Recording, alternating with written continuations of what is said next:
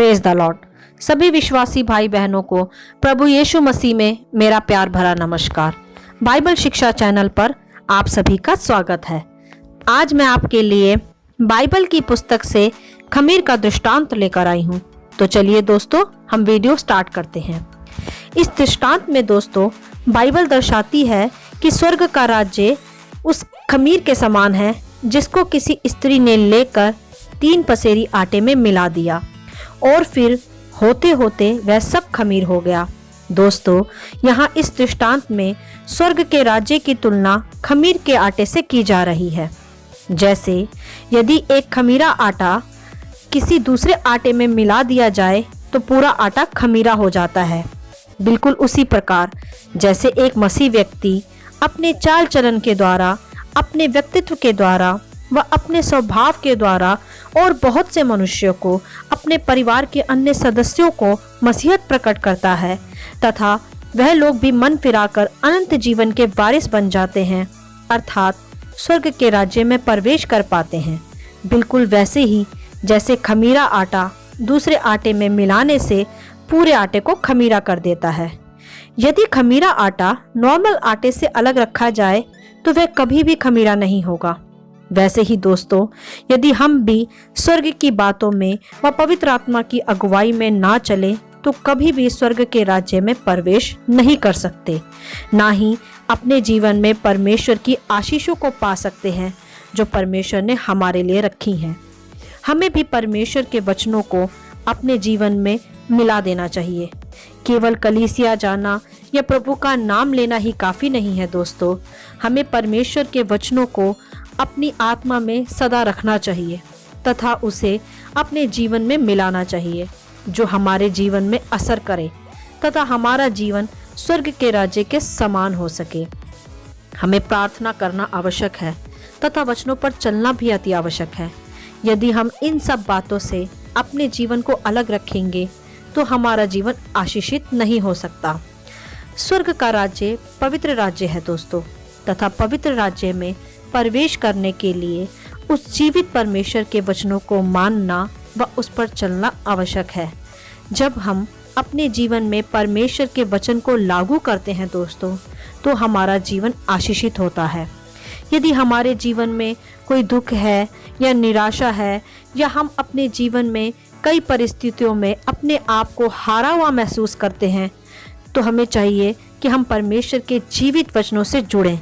यदि हम निराशा में जीवन जी रहे हैं दोस्तों, तो स्वाभाविक है हमने अपने जीवन में उस खमीर के आटे की तरह वचन को मिलाया ही नहीं है। यदि हम अपने जीवन में किसी भी प्रकार का संघर्ष कर रहे हैं दोस्तों, तो यह साफ स्पष्ट करता है कि हमने परमेश्वर के वचन को स्वीकार ही नहीं किया।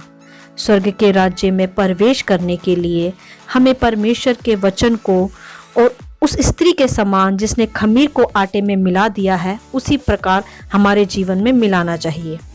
स्वर्गीय राज्य में प्रवेश करना मतलब स्पष्ट है कि हमें अपने जीवन में, अपने स्वभाव में, अपने चाल चलन में सदा शुद्धता लानी होगी, पवित्रताई से चलना होगा। जैसा परमेश्वर का वचन भी कहता है कि पवित्र बनो जैसा मैं पवित्र हूँ। यह सत्य है दोस्तों कि पवित्र आत्मा हमें मिला है ताकि हम अपने जीवन के संघर्षों से हारे नहीं तथा निराशा में अपना जीवन व्यतीत ना करें। सदा पवित्र आत्मा की ही सुने, तभी हम स्वर्ग के राज्य में प्रवेश कर सकते हैं। और हमें अपने स्वभाव से, अपने व्यक्तित्व से दूसरों को भी सत्य की ओर फेरना चाहिए तथा मसीहत क्या है यह उन पर भी प्रकट करना चाहिए। परमेश्वर ने अपने इकलौते पुत्र को हमारे लिए दे दिया है दोस्तों, तो हमें उसके बलिदान को स्वीकार करना चाहिए, आदर करना चाहिए। तभी हम अपने उद्धारकर्ता को स्वीकार कर स्वर्ग के राज्य में प्रवेश कर पाएंगे। उस स्त्री ने जिसने खमीर को आटे में मिलाया तो वो पूरा आटा खमीरा हो गया। यदि वह उसमें ना मिलाती तो आटा कभी भी खमीरा ना होता। तो दोस्तों, हमें भी अपने जीवन में परमेश्वर के वचनों को, उसकी पवित्रताई को, उसके चाल चलन को हमेशा मिलाकर रखना चाहिए।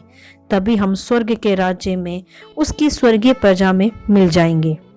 और परमेश्वर के वचन को अपने हृदय में सदा स्थिर रखना चाहिए, जिससे हम अनंत जीवन के वारिस हो सकें।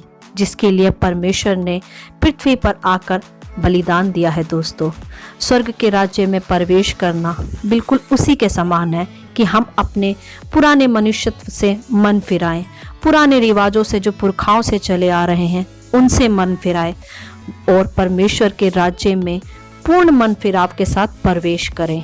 और अपने हृदय में जब हम परमेश्वर के वचन को मिला लेते हैं दोस्तों, उसकी पवित्र आत्मा की अगुवाई को अपने हृदय में स्थिर रखते हैं, तो अवश्य हम स्वर्ग के राज्य में प्रवेश कर पाते हैं, क्योंकि यह वादा है हमारे जीवित परमेश्वर का हमसे। हालेलुया।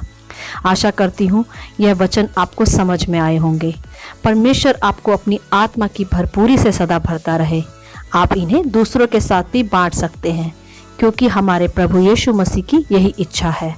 आमीन and God bless you all.